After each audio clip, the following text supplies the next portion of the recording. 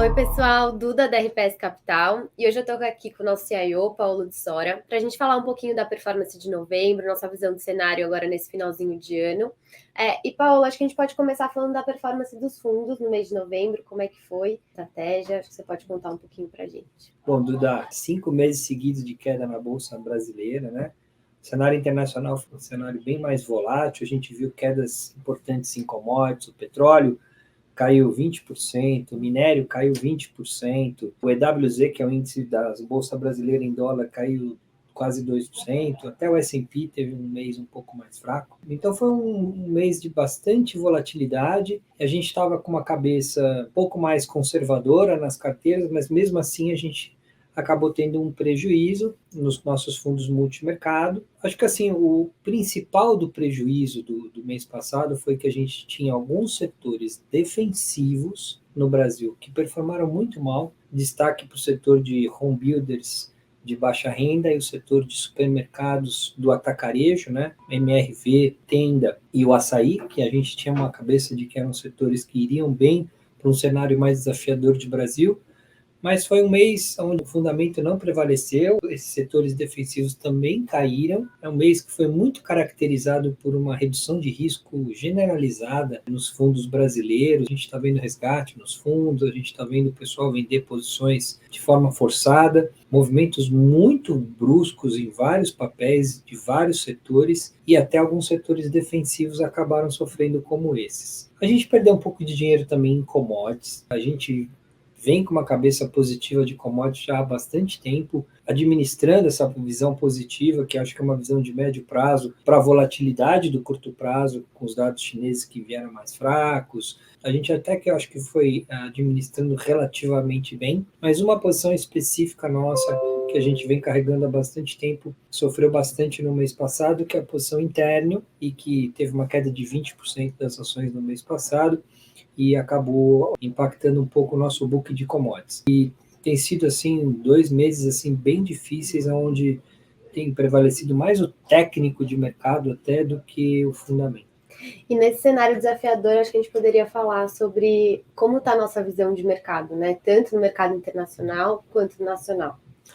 Duda, eu mudei um pouco a cabeça aqui, acho que vai valer a pena falar um pouco sobre isso. Bom, surgiu essa nova dúvida, que é essa variante do coronavírus que está mudando um pouco visão sobre juros, visão sobre crescimento, dúvida sobre o cenário de curto prazo. Aqui na humildade, a única coisa que se sabe é que ela espalha muito rápido, né? Mas o quanto ela é letal, quanto os países vão ter que fechar de fato suas fronteiras, quanto isso vai impactar muito a economia, como os bancos centrais vão reagir a essa eventual novo lockdown num período de inverno no hemisfério norte. Eu acho que surgiu muita dúvida em relação ao cenário, e por isso já vinha reduzindo o risco, estamos mantendo um nível de risco mais baixo nas carteiras como um todo. É um período onde você tem que privilegiar a qualidade, privilegiar a liquidez. A gente praticamente zerou todas as small caps da nossa carteira. A gente segue com as empresas premiums, empresas com balanço forte, empresas que dependem menos de PIB, menos de renda, menos de confiança. O que a gente fez foi o seguinte: eu acho que o cenário para o Brasil deu uma melhorada. Então a gente está vendo assim, a inflação está com cara que de fato está fazendo pico agora. A gente está vendo um câmbio mais tranquilo, um petróleo que caiu muito, uma economia que está em recessão. A gente ficou sabendo essa semana, né, que o terceiro tri do Brasil acabou sendo um terceiro tri realmente de recessão, e a gente vê desaceleração adicional no quarto tri, no primeiro tri, o Banco Central subindo o juro, então freando ainda mais a economia. Eu acho que isso já vai começar a bater de fato na inflação. E aí, batendo na inflação, está começando a bater nos juros, né? Então a gente viu, um dos destaques do mês passado foi que o juro brasileiro começou a ceder um pouco, e agora mais forte nesse início de dezembro. A gente até estava com uma posição nos nossos fundos apostando exatamente na queda do juro brasileiro aplicado em juros. E essa queda do juro provavelmente trigando uma melhora de bolsa. já vimos uma realização muito forte, 5 meses seguidos, quase 30% de realização, e aí a gente acha que está se criando um ambiente um pouquinho mais otimista, no mínimo para o Brasil performar relativamente ao que está acontecendo lá fora, e a gente se posicionou para isso. A gente comprou Brasil, comprou EWZ, comprou um pouco de Bovespa, então estamos um pouco mais otimistas de curto prazo nessa janela. Brasil, acho que tem um componente adicional, que é um componente político, que a gente pode falar um pouquinho mais para frente, mas eu acho que está se criando uma condição técnica barra inflação, barra juro, de talvez, de fato, o Brasil ter uma performance relativamente um pouco melhor. E aproveitando, né, que você comentou do cenário político, a gente realmente está se aproximando de um ano eleitoral. Eu acho que vale dar uma contextualizada. A RPS, que é uma casa que tem recebido políticos super importantes nos últimos meses, né? Então a gente recebeu Eduardo Leite, recebeu o Kassab, Geraldo Alckmin recentemente. Como é que está a sua visão do cenário político? O que vocês estão sentindo aí para o que vai acontecer ano que vem? Tá difícil, né? Ainda é muito cedo, né? E o nosso trabalho vai ser nos próximos 12 meses isso mesmo, de tentar conversar com todo mundo, da ponta esquerda até a ponta direita, para tentar mapear isso aí, que eu acho que vai ser super importante, obviamente, o ano que vem. Eu acho assim, o Moro se lançou, e eu acho que ele se lançou num momento legal, no momento onde a economia está muito fraca, ele vem com uma proposta de corrupção, mas também vem com uma agenda, com uma visão mais liberal na economia. Então, eu acho que ele vem com um discurso para tentar pegar esse pessoal que está um pouco desconfortável com o que aconteceu com o Bolsonaro, e acho que ele está ganhando um momento. A gente tem conversado com bastante com os políticos e acho que existe sim o desejo de viabilizar uma terceira via. Não sei se vai ser o Moro, mas acho que vai depender muito de quem estiver na frente. Acho que nesse momento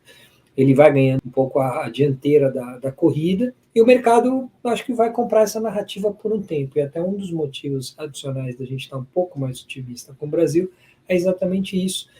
Não sei se no final ele vai ganhar, não sei nem se ele vai ser o candidato da terceira via, mas no momento a narrativa é de que seria ele, e os números começaram a mostrar ele numa subida interessante. Então estamos conversando com todo mundo, estamos tentando criar esse expertise para poder ajudar os nossos investidores a interpretar o cenário político do ano que vem. Bom, e dado esse pano de fundo que você deu para a gente, como é que está o posicionamento da casa agora em dezembro, esse final de ano? Acho que você pode dar uma adiantada para a gente como é que estão as carteiras agora. Bom, vamos lá. Então a gente está meio que na nossa média de posição net, né, mais ou menos uns 30% net comprado no total return. Saímos de uma carteira que não tinha nada de Brasil, assim, direcional, só long e short, com uma carteira bem defensiva, e toda uma carteira posicionada lá fora, em tecnologia, no próprio S&P, e aí a gente agora virou. A gente está com uma carteira mais focada no Brasil, privilegiando a liquidez, então, que nem eu falei, a gente reduziu quase todas as small caps. O que a gente tem de Brasil ainda é defensivo, fora o índice, fora o EWZ e o Ibovespa que a gente comprou. Defensivos e mantemos as mesmas posições, construtora de baixa renda, atacarejo, setor de utilities, meio que focado nas empresas associadas a energias renováveis, como Eneva e Ômega. Seguimos com alguma posição em commodities, ainda naquela nossa visão de ter siderurgia versus mineração e ter um pouco de petróleo, via Petrobras agora. A gente está até um pouco short XLE, que é o índice de energia fora do Brasil, fazer um pouco do hedge direcional, pegar o específico da Petrobras. E aplicamos um pouco esse juro no Brasil, que a gente acha que o ambiente está num ambiente finalmente deflacionário no Brasil. Tinha muita gordura na curva de juro brasileira, a gente está até vendo uma realização de juro no mundo, né? 10 anos deu uma queda importante aí nessa dúvida da nova variante do Covid. Isso tem ajudado até a despressurizar um pouco a curva de juros no Brasil. Então, acho que é um pouco esse o combo. Então, a gente está meio que comprado num kit Brasil, com cautela, com bastante liquidez, sabendo que a gente está num momento mais desafiador de mercados internacionais começaram a realizar, hoje mesmo, no dia que estamos gravando aqui, o S&P está realizando 1,5%, então é um olho no peixe, outro no gato, porque não vai ser fácil, mas eu estou achando que, de fato, pelo menos no relativo, acho que o Brasil tem uma recuperação técnica de curto prazo. Bom, Paulo, acho que era isso. Obrigada pelo seu tempo, por conversar aqui com a gente hoje, e até mês que vem. Muito obrigado.